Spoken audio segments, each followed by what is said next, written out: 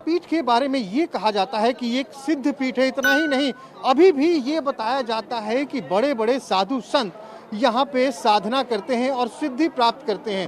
ये भी कहा गया है, ग्रंथों में लिखा गया है कि महाराज दशरथ के कुल गुरु वशिष्ठ ने भी यहीं पे साधना की थी और यहीं से वो तमाम सिद्धियां उन्होंने प्राप्त की थी।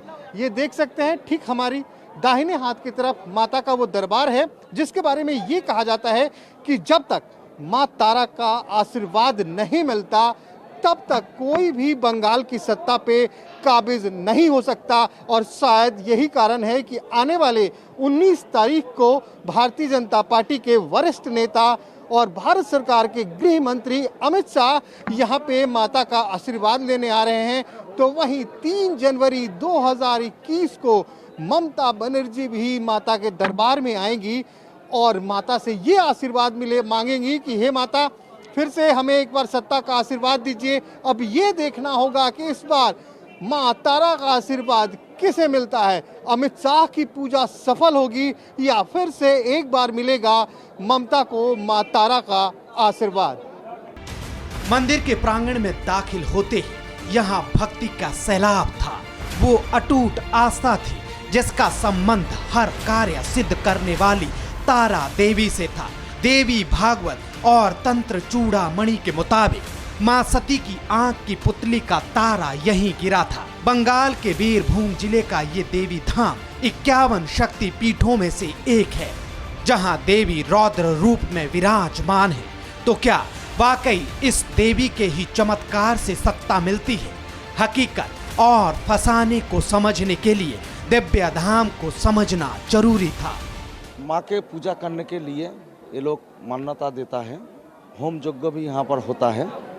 और इसके बारे में जो कहानी है, जो प्राचीन कहानी है, वो तो विशाल बड़ा है ना, इसलिए जो कुछ हमको शर्ट से बता रहे हैं। जो महामुनि वशिष्ठ देव पहले साधक था, जो तारा माँ का दर्शन हुआ था उसके पास। वशिष्ठ मुनि जो राजा दशरथ के पुरोहित थे। हाँ, वशिष्ठ मुनि जो कुलगुरु थे रामचंद्र का, तो वो यही साधना करते थे। हाँ, चीन देश में पहले था। उसके बाद ये जो पंचमुंडी आसन है माँ श्मशान के पास, वहाँ पर साधना के बाद वो सिद्धि लाभ किया है।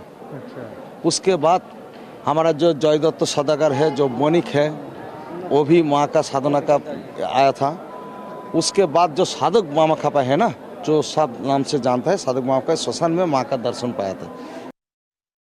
खैर, हमारी दिलचस्पी मंदिर के इतिहास को जानने से ज्यादा उस चमत्कार को निहारने की थी जिससे सत्ता का वरदान मिलता है। बंगाल की गद्दी पर विराजमान होने का वर भी यहीं से ही मिलता है, जैसा कि दावा है। इसकी एक और वजह हमें बताई गई। हम लोग मानते हैं सिद्धपीठ है। सिद्धपीठ। हाँ, तारा के बारे में कुछ कहानी में है। एक बात, लेकिन हमको एक बात बताए, जो 51 पीठ है ना, हाँ, तो उसके में तारापीठ का नाम नहीं है। लेकिन और एक शास्त्र में लिखा हुआ है 108 पीठ, वो 108 पीठ में तारापीठ के नाम हुआ है। अच्छा, एक बात हमें और बताइए। ये कहा जाता है कि बहुत ही सिद्ध पीठ है ये, यहाँ मन से अगर कोई भी मान्यता मानी जाए तो वो पूरी होती है। अवश्य, लेकिन यहाँ पर जो भक्त आता है ना, उसके तो सब तो मान्यता के लिए आता है। कोई हवन करता है, कोई भोग देता है, कोई पूजा करता है, सिंगर करता है। लेकिन इतना भक्त यहाँ पर क्यों आता है? कुछ तो माता आशीर्वाद तो है, लेकिन सारा स्टेट से यहाँ पर क्यों आता है? अवश्य मान्यता पूरा है। जो भक्त विश्वास से भगवान को बुलाएंगे, उसके पास भगवान अवकाश आएंगे। तारापीठ तंत्र साधनाओं की स्थली है। दावा है कि 3 नेत्रों वाली तारा देवी की दिव्य दृष्टि में ही शक्ति का केंद्र है, जिससे तंत्र साधनाएं जागृत होती हैं, सत्ता और सिंहासन सुख का वर मिलता है। क्या वाकई ऐसा है तो क्यों है? इसका जवाब और भी चौंकाने वाला था। जो माँ है बहुत जागृत होता है, हाँ, लेकिन यहाँ पर तो सब साधक तो सफल नहीं हुआ ना। जो के पास आशीर्वाद हुआ है वही सफल हुआ है। इसलिए हम साधक मामा खापा से बात, कोई साधक आया था, कुछ होता था, किंतु अभी तक और उसके बाद में कोई साधक अभी तक नहीं हुआ है। जहां देवी के जागृत होने के दावे हैं, जहां देवी की दया दृष्टि से सरकारें बनने और गिरने का यकीन है, तो क्या बंगाल विजय का वर लेने ही दीदी यहाँ बार बार आती हैं? क्या अब की बार भी ममता बनर्जी की अर्जी दिव्या दरबार में लगेगी? न्यूज़ टॉप 9 रोज सुबह 7 बजे और शाम 7 बजे सिर्फ TV9 भारतवर्ष पर।